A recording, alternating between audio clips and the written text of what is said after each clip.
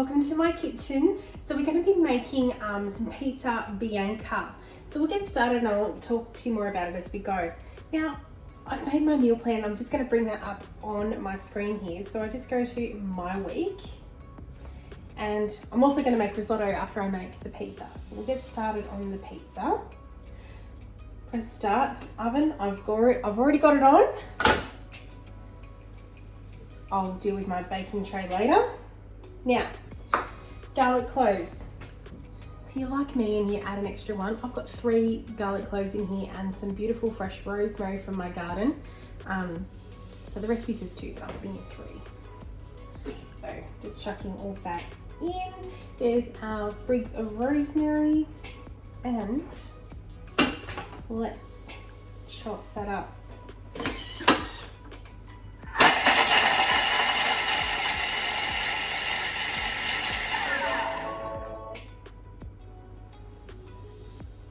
Can you just imagine how good that smells? Alright, so it's telling us to scrape down the sides, but I'll just show you what it's done so far. So that's all chopped up, but we're going to give it another chop to get it a little bit finer than that. Oh my god, garlic and rosemary, you cannot go wrong. So basically a Pizza Bianca is just like a herb and garlic and rosemary pizza. Next, lid on, and we'll give it another chop.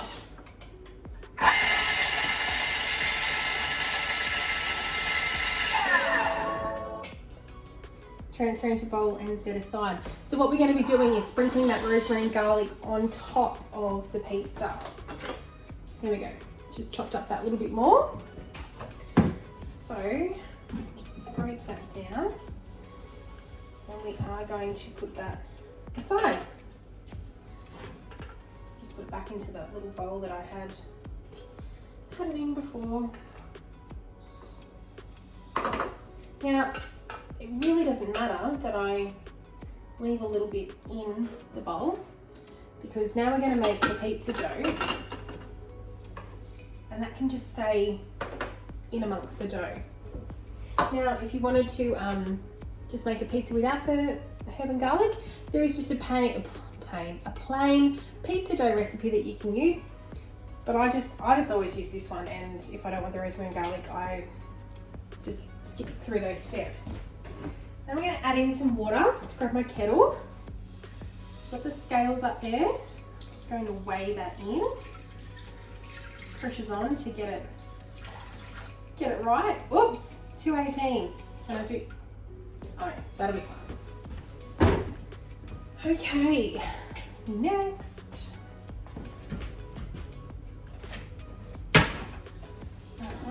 So raw sugar, it says optional. I always put it in because I find that you just get a better result with it. The sugar helps to feed the yeast and activate that. So just make sure when you put that in that you sprinkle that directly in the water.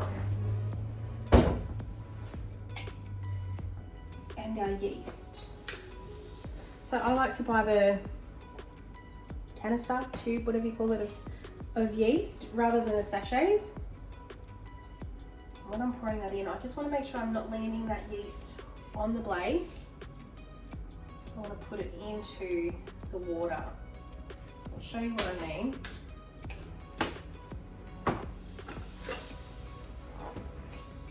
Try to anyway, because if I just poured it onto the blade, it wouldn't be in the water. Mix that up a little bit. And then, now we're going to heat that up. Whoops, didn't quite put my lid on properly. There we go. Coming at an awkward angle.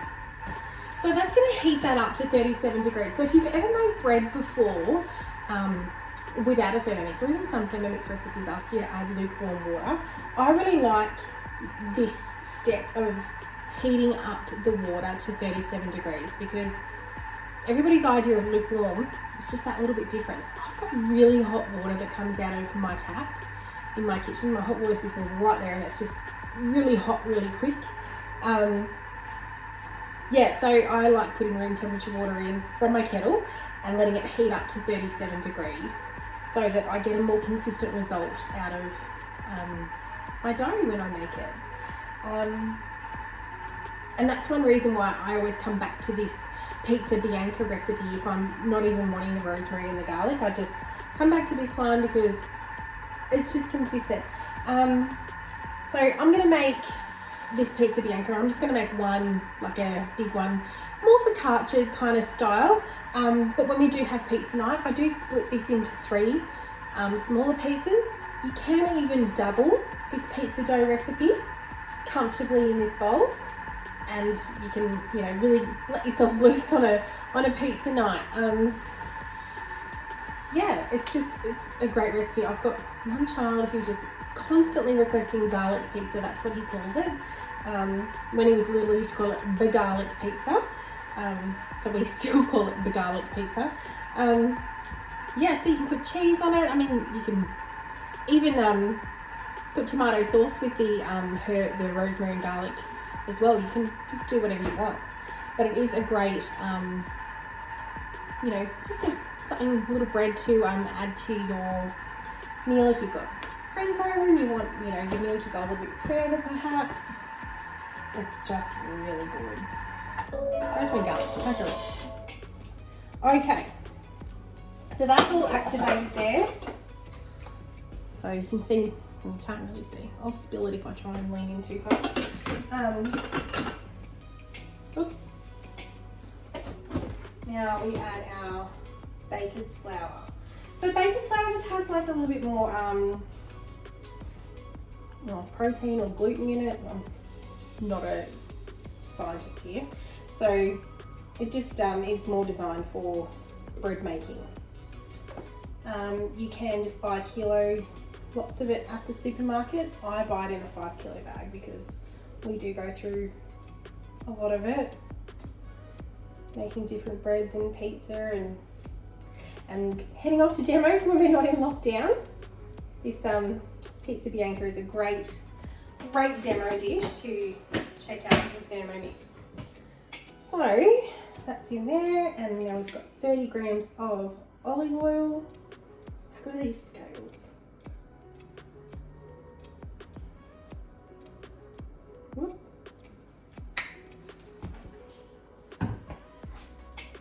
And 1 teaspoon of salt.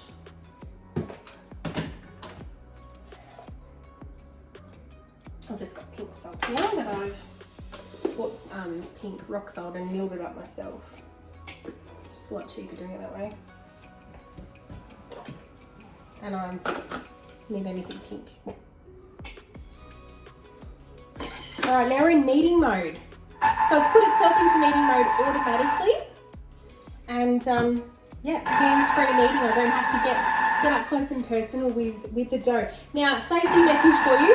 When your Thermomix is kneading, your Thermomix needs you. So don't choose now to, you know, disappear outside, because you could come up and your Thermomix is shimmied a little bit on your bench. And, you know, that's a bit disastrous. I know that mine's pretty good on my bench because I do this all the time. But, you know, now you've got these little pockets of time that you can put stuff away. So I'm just going to put this salt away. This is, you know, what I really love about the Thermomix, because it's taking care of everything for me. I have the smallest kitchen in the world, so I need to put things away as I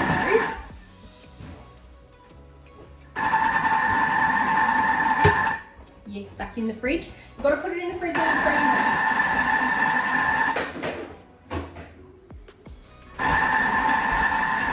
Yeah, you keep yeast in the fridge or the freezer so it doesn't die.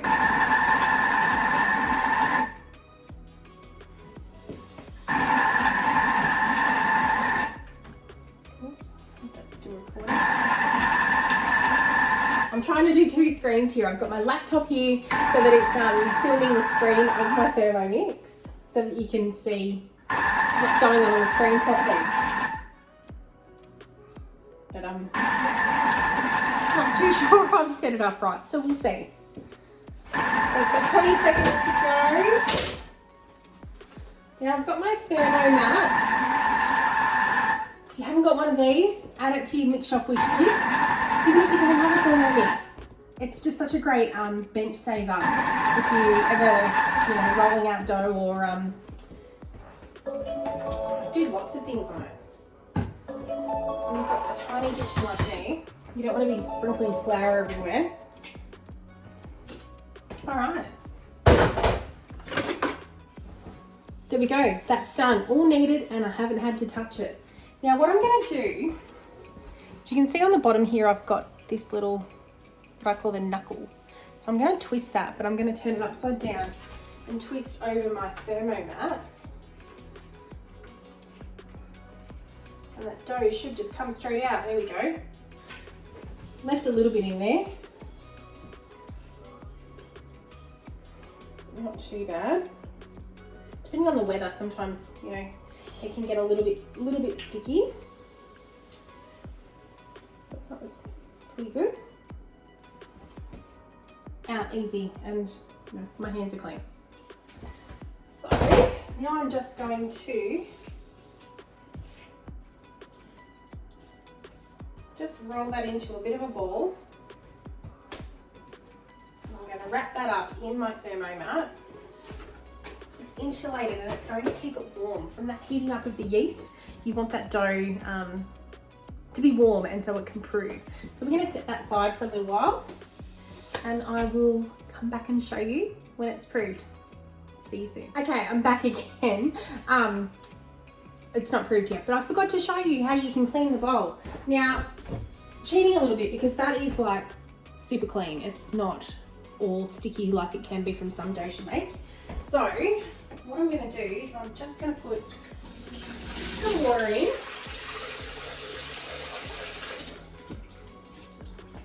And one tiny drop, like literally tiny, that's pretty tiny too, in there. Now I've put cold water in, not hot, because I've just used yeast. So if that did have some sticky dough residue in there and I put hot water in there, it would just make it more sticky. So we're going to use cold water when we use a dough. Swipe, and we'll go to our cleaning mode. Now we've got 4 settings here: dough, universal, flat or caramel, or browning. So obviously we've made dough, so I'm just going to turn it once round to dough. Now it says 8 minutes. It won't take 8 minutes. It's like a sensor. It senses how dirty your bowl is and how much, zhuzhing around it needs to do to get the bowl clean. See, that's already counting down. There are some other ways to clean. Sorry, here comes my child. Here we go. Loading him up with some snacks. Yeah, so you can just, put the bowl on and zhuzh it around yourself manually. But this cleaning mode's really great. You just chuck it on, you walk away and come back and your bowl's clean. Now when I say clean, it's like a rinsable state. So depending on what you just made, like if you've mixed meat or something like that in there, you probably want to, really make sure it's clean. But that would be clean enough now to just rinse out and move on with another recipe. So I'll let that bit sing and I'll show you when it's done. All right, that's just finished. So, I mean, it's not the best example because that bowl was not that dirty, but we've got bubbles in there and it's got right up into the lid and cleaned that. So just give it a rinse. There you go. So the little bit of residue that was around the blade is completely gone. So yeah, it doesn't even smell like garlic or anything in there. So you can just give that a rinse.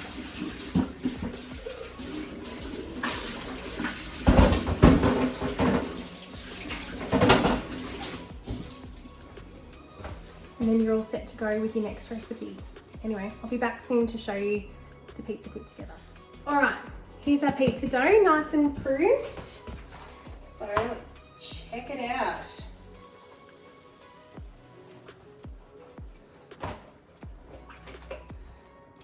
There we go. Now like I said, I'm gonna make one big pizza, like a thick focaccia type style. But you could definitely cut that up into 2 or 3, depending how big you want your pizzas. Just using my French rolling pin from the mix shop. I love it. Because I've got a really small kitchen, it means I can kind of like just use one end. The other one rolling pin I had before I got this one has, you know, big handles on the end, so you just were really limited with space, and I was always banging into the Thermomix, and my iPad just lives there because I spend a lot of time in my kitchen, so sometimes I watch TV stuff. Anyway, okay, we're not being perfect here today, so I'm just putting that on my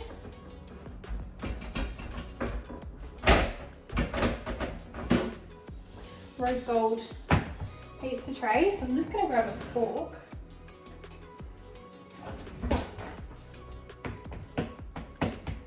I'll just poke it. I don't know why. I just do.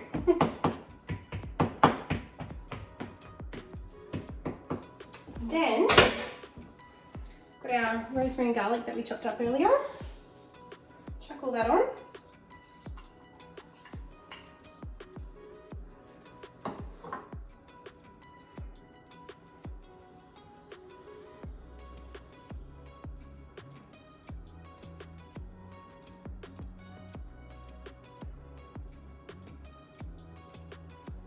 I'm just going to put some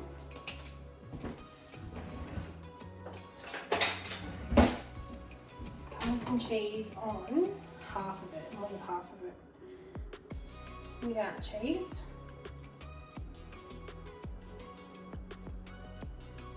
Should probably like 3/4 because I'm the one that doesn't really want cheese.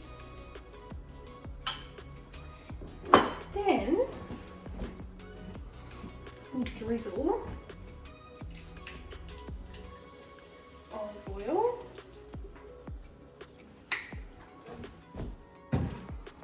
And sprinkling of salt flakes. It's pretty much just for me on the corner with no cheese.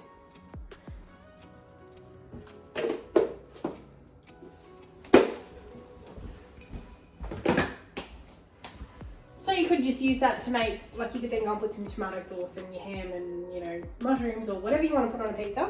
But yeah, there we go. Chuck that into a really hot oven.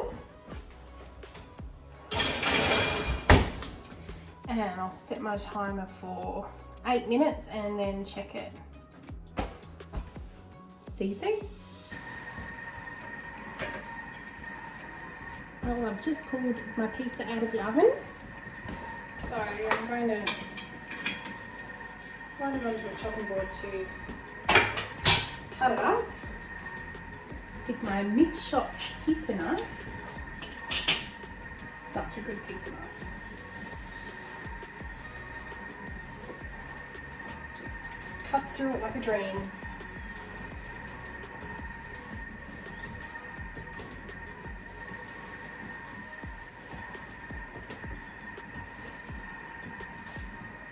Oops.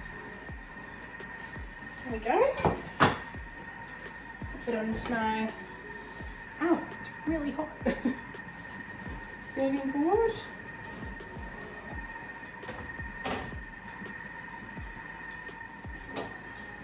Okay, all set. That's the Pizza Bianca. Yeah, so stay tuned for the next video. See you then.